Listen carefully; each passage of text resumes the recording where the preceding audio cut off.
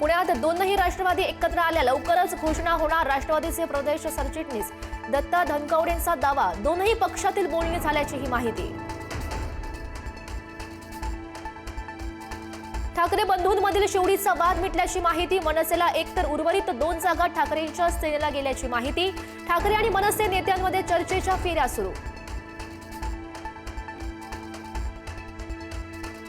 ठाकरेंची शिवसेना आणि मनसेच्या युतीसाठी उद्याचा मुहूर्त. पत्रकार परिषदेमध्ये करणार घोषणा. कोण किती जागा लढणार याचीही माहिती दिली जाणार. काँग्रेसनं मतभेद दूर ठेवून महाविकास आघाडी सोबत राहावं. मुंबई महापालिका निवडणूक एकत्रित लढण्यासाठी ठाकरेंच्या शिवसेनेकडून प्रयत्न सुरू. दिल्लीमध्ये काँग्रेसच्या नेत्यांशी संपर्क साधल्याची ही माहिती. मुंबईतील महायुतीचं जागा वाटप अंतिम टप्प्यात. पुढील 2 दिवसात मुंबईच्या जागा वाटपावर शिक्कामोर्तब होणार. आज किंवा उद्या शिवसेना भाजपमध्ये होणार चर्चेची तिसरी फेरी. मुंबईच्या महापौर पदासाठी भाजपाकडून मोहित कंबोज यांचं नाव. ठाकरेंच्या शिवसेनेचे नेते अखिल चित्रेंचा दावा. स्वाभिमानी मराठी माणसानं अशांना हिसका दाखवा, चित्रेंचं आव्हान. मुंबई महापालिका निवडणुकीमध्ये आंबेडकर बंधू 2 पक्षांसोबत. प्रकाश आंबेडकरांची वंचित काँग्रेससोबत तर आनंदराज आंबेडकरांची रिपब्लिकन सेना शिंदेच्या शिवसेनेसोबत.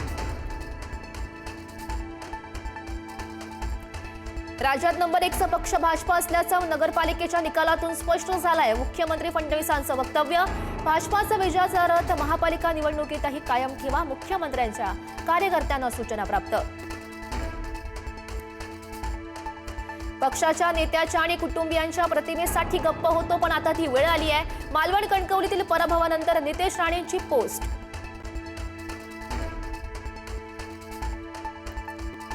सदनिका घोटाळा प्रकरणात माणिकराव कोकाटे यांना सुप्रीम कोर्टाचा तात्पुरता दिलासा.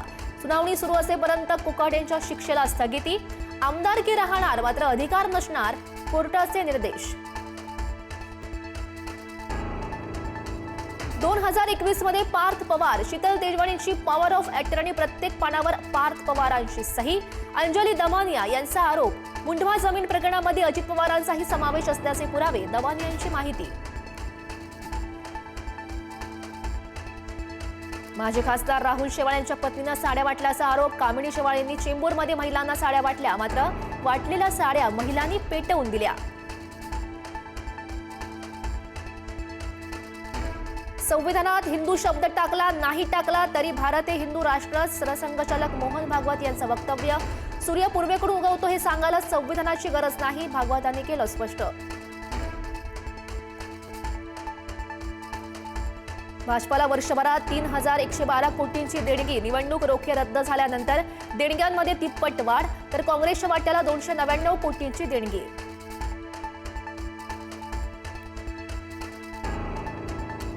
लोकलच्या महिला डब्यात माथेफिरूचा धिंगाणा. चालत्या लोकलमधून माथेफिरूनं महिलेला ढकललं. पनवेल CSMT दरम्यानची घटना.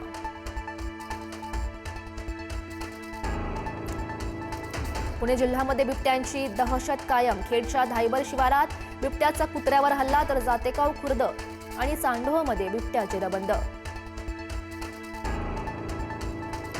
पालघरच्या बोईसर बस डेपो या भागात भरदिवसा गांजाची विक्री. सापळा रचत 51 वर्षीय महिलेला अटक. महिलेकडून 3 किलो गांजा जप्त.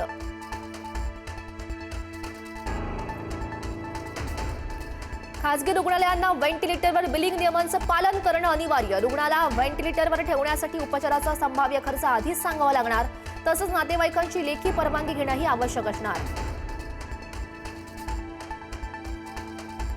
मोहम्मद युनूस यांचं सरकार देशाला अराजकतेकडे घेऊन जात आहे. बांगलादेशमधील हिंसाचारावर माजी पंतप्रधान शेख हसीना यांचा सरकारवर गंभीर आरोप. ANI वृत्तसंस्थेला मेलद्वारे दिली प्रतिक्रिया.